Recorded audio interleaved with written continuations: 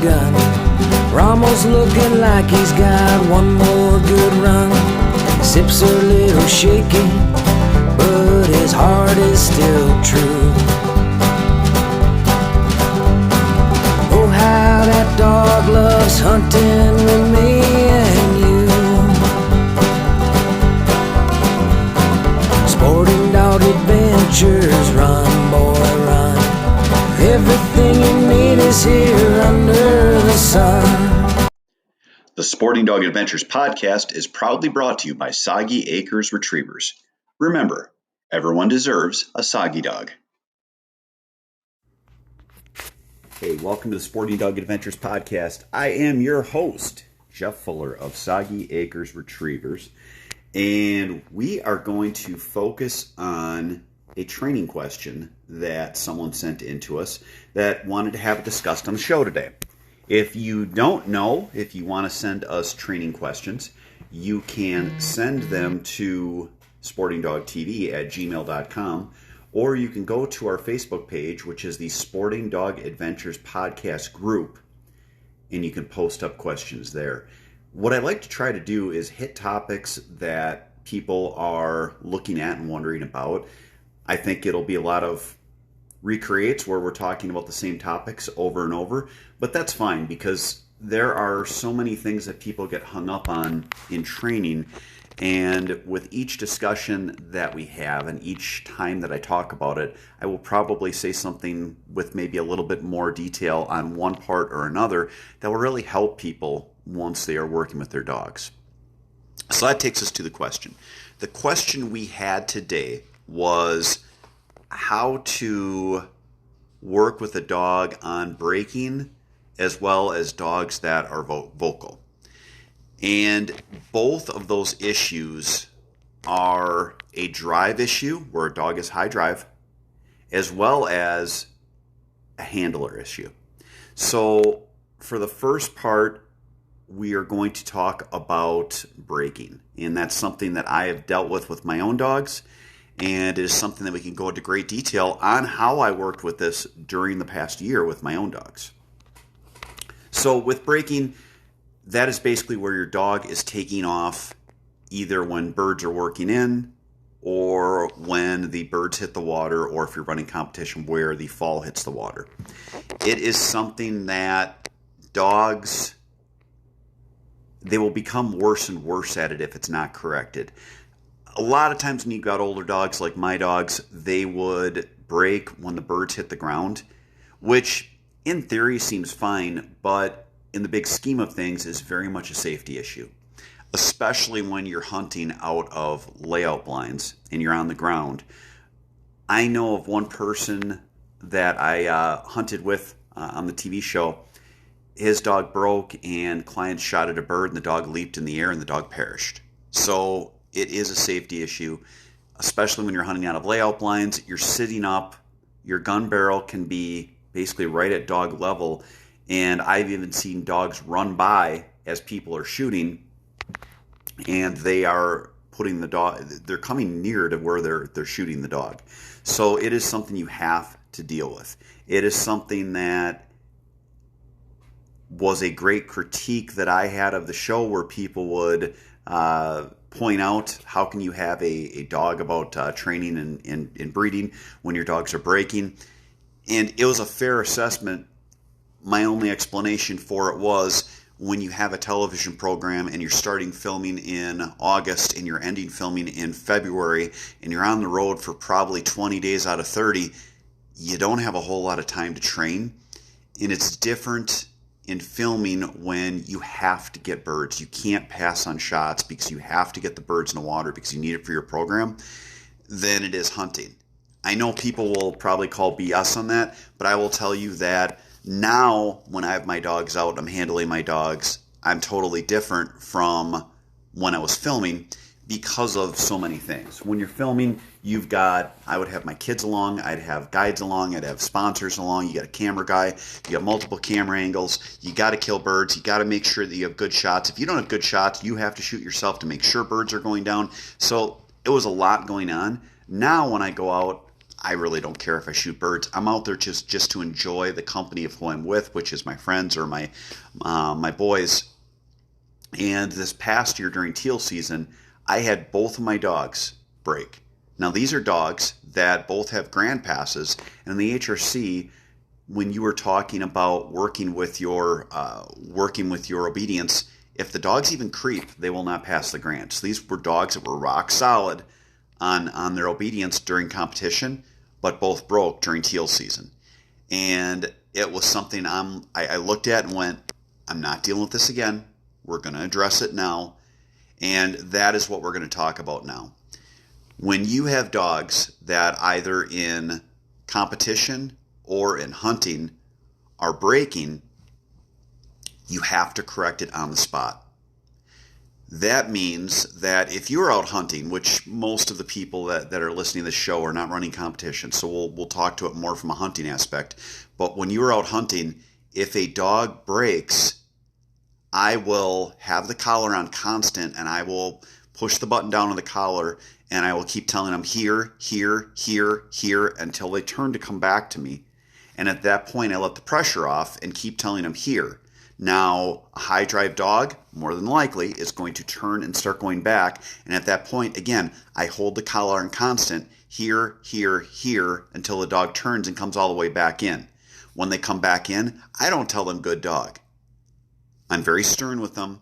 I tell them to sit. I'll make them sit there for probably anywhere from 10 seconds or more, and then I'll release them on their release, which is their name. So if it's my dog Ace, I'll say Ace and release him. I had Ace, who is qualified all-age, master titled, finish titled, grand pass, break, and it took a whole hunt for me to get it fixed. I will tell you that I grabbed him by the scruff, I shook him, I told him, no, bad dog, sit. And then the rest of the hunt, I didn't shoot. Whenever he even moved off of his butt, so he wasn't in the seated position, I would nick him and tell him sit. I put a ton of pressure on him. He was not happy with me after the hunt. We actually had a bird go down, probably like 400 yards away. It was one of those, it was a teal. It was one of those that they're flying away and all of a sudden they just drop dead. So I knew the bird was there. We never did recover the bird because Ace was to the point of looking at me like, you know what, you're just going to correct me no matter what. So I'm just going to sit here, period. I'm going to stay next to you at heel. I'm going to do my obedience. And if you send me out, I am going to go out. I'm going to go in a straight line. I'm not going to hunt it. I'm going to come right back. So it was a training attitude issue that I had with him, but it had to be corrected at the time. I would say that I corrected him in the neighborhood of about 20 or 30 times during that hunt. I really made an impression on him. So at that point, then I had a dog that had an attitude issue because I put a ton of pressure on him. You'll see that where they get real pouty. Then I went back and I threw bumpers for him and made things really fun. We threw fun bumpers. So there was no making him sit and heel. It was just plain fetch. And then I would have him sit. I would throw the bumper. I would release him on his name. And when he came back, I gave him a ton of positive. When you are putting a lot of pressure on a dog to correct a negative situation, still keep in mind that you have to give them 70, 80, 90% positive during a training session so that they understand, you know what, they really like it when I do X, Y, and Z. They really get upset when I do this and I get corrected. Now, that would be a hunting situation. If you are dealing with it where you are doing training and a dog is breaking, one, I run my dogs out of dog blinds as well as at heel, as well as remotely when I'm releasing them on birds. If a dog breaks, I would try correcting them, again with constant pressure, here, here, here, bring them back in. So constant e-collar pressure until the dog turns to come toward you. And then if it happens again, you could have a second dog there and release the second dog after the dog comes back and not let them have the retrieve because that is what they want. They have drive. They want the retrieve. You could basically show them, listen, if you break, you're going to get corrected and you don't get the retrieve. Or if you're working and it's just yourself and you don't have two dogs out, what you could do is you can take the dog back and put the dog away and go get another dog to pick up your bumper. Bring the dog back out later so that they understand, wow, I don't even get to go retrieve anything if I break. So I want to make sure that I'm listening and that I'm in that position. When you're dealing with dogs, whether they break or not, you still want to put them in positions where you're shooting a primer pistol. I shoot it when they're in a dog blind or shoot it when they're next to me. Raise the level of excitement. Hunting dogs, I call on my duck calls. I get them amped up. Again, I'm getting them amped up so I can teach them, no, you need to stay there. The other secret is you can't do it in all of tests. It depends on the test you're in. But sit there and calmly tell the dog, sit. Good dog. Sit. Good. Hunting, I especially do that. As birds are coming in, I'm telling the dog, sit. Good boy. Sit. Good. Sit. And I'm keeping them so that they understand you're going to sit. You're going to get rewarded with positive voice inflection. And then they get rewarded with the retrieve once the bird is down and I release them. So I hope that helps about breaking. Stay tuned next as we're going to talk about dogs being vocal or vocality in dogs after this.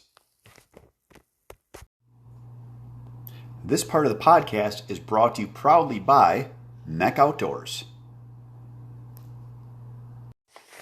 Hey, welcome back to the show. We are to the second part of the fan question, which is how to work with your dogs when they're vocal.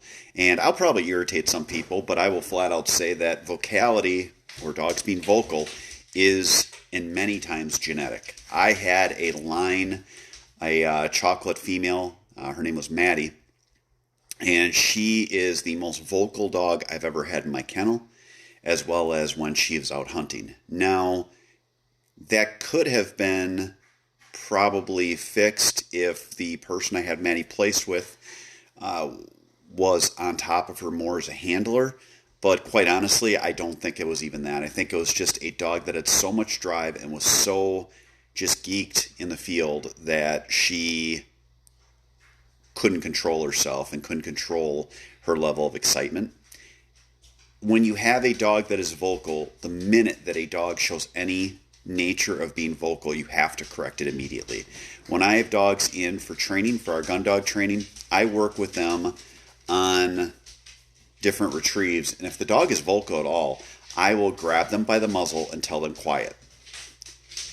I will also, once they're collar conditioned, use the collar and nick them with the collar by saying quiet at the same time. But the caution on this is if a dog is super excited, if you nick them, it raises the level of excitement and can cause the vocality or the whining or barking. So it's looking at your dog and deciding, okay, what do I need to do? And then correcting them again consistently over and over and over. You probably won't see it as much in training as you do in hunting or running tests. But if a dog is being vocal, we don't want them to be rewarded with a retrieve. So if you're running competition and the dog is being vocal at the line, I would put the dog back away. If the dog is being vocal in hunting, I would either go pick up the bird myself or let another dog go and get the bird. But again, you're going to be correcting it constantly because you want the dog to understand that anytime it is vocal, you are going to either grab the dog by the muzzle and tell it quiet, or you're going to nick them with the collar and tell them quiet, so that they, again, realize, all right, hunting is fun, but when I do this, it's not fun. And it comes down to consistency. To fix a dog that is vocal in training, when I'm first training them when they're young, generally speaking, I only have to work with them 2 or 3 sessions and correct them probably 2 or 3 times during each session to keep them under control. But I always warn handlers when they're taking their dogs home, vocal or not, when you are out hunting, you are now a handler. You're not a hunter. You need to be a handler and worry about your dog and watch them for breaking and vocality, because that is what you are going to have that will be a self-fulfilling prophecy and get worse. So again, consistency, correction every time, and if you're out hunting, put your gun down. Be a handler, work on your dog, and get them to where they need to be. Stay tuned next for our hunting tip right after this. This portion of the podcast is proudly brought to you by Boucher Automotive in Janesville, Wisconsin. The last part of the show is our hunting tip, and that is going to be something that goes along with the two topics we talked about, with dogs that are breaking and dogs being vocal. When you have a hunting dog, you are a team out in the field. You are going to constantly have your buddies that are going to tell you to accept a retrieve that's not brought all the way back, to not talk to your dog or correct the dog when birds are coming in because, my gosh, you scared the birds away. You need to understand, you are a handler first, hunter second.